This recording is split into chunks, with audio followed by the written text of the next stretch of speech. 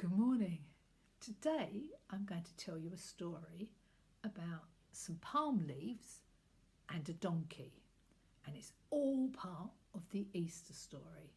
So let's get going. One day Jesus was outside the city of Jerusalem with his disciples.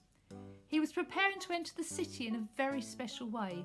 Instead of walking in like most people, Jesus was going to ride in on a donkey. But before he could do this, he needed a donkey. So he gave some instructions to his disciples.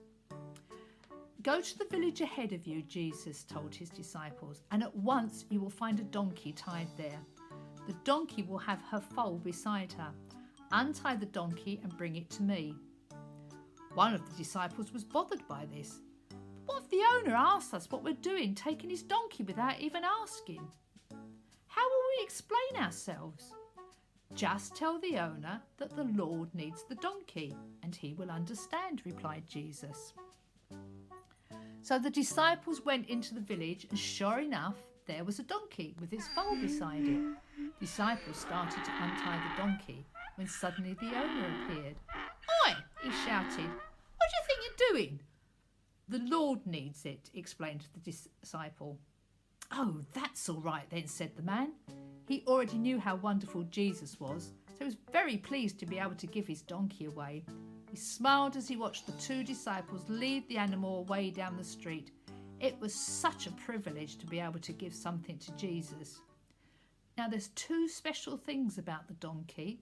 First, a long time ago, a prophet called Zechariah said that a meek and humble king of Israel would ride into Jerusalem on a donkey.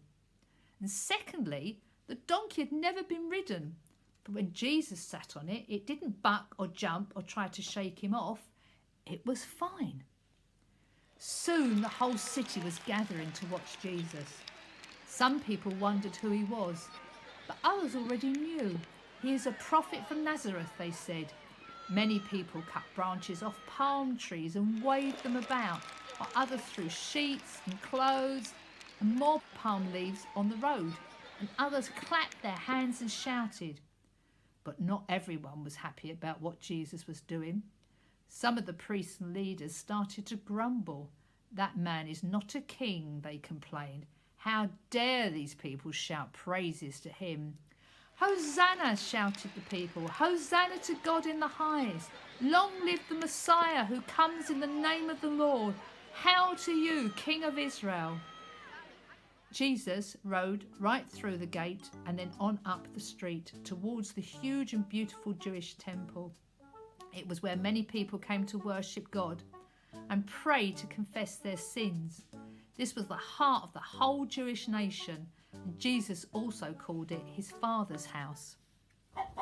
Jesus got off the donkey and walked into the temple. But instead of finding people praying or worshipping, he found a marketplace. There were men sitting about with animals to sell, and there were tables with money to change. The floor was a mess, and the smell was just disgusting. As Jesus looked about, he became very angry. He couldn't see anyone behaving as they should behave in God's house. Everywhere he looked, he saw greediness and cheating and buying and selling, just like outside on the streets where all the shops were. It was quite the wrong thing to be taking place. He also saw that people who had taken over the temple were more interested in making money than in serving God. Their hearts had grown fat with greed, and they clutched bags of money as they waited for the next customer.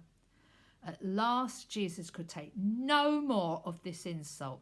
He reached for some rope and began to swing it round like a whip.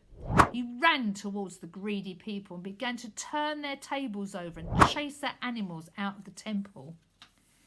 It is written, said Jesus loudly, my house shall be called a house of prayer, but you have made it into a den of thieves.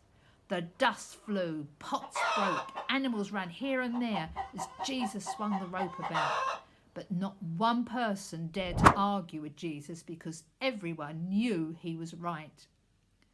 The Pharisees and other leaders who were supposed to be in charge of the temple felt guilty and angry. They knew they should have stopped, and all the buying and selling in the temple, but they loved all the money they got from it. Now they began to grumble.